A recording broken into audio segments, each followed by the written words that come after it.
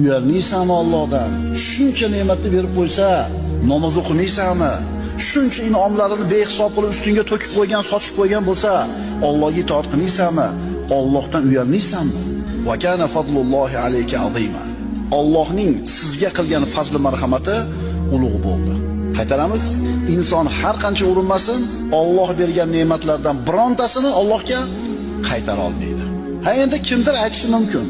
Va Ibrohim allazi vaffa degan Qur'onda Alloh. Vafo qilgan Ibrohim deyapti Alloh. Vafo qilgan ekan u.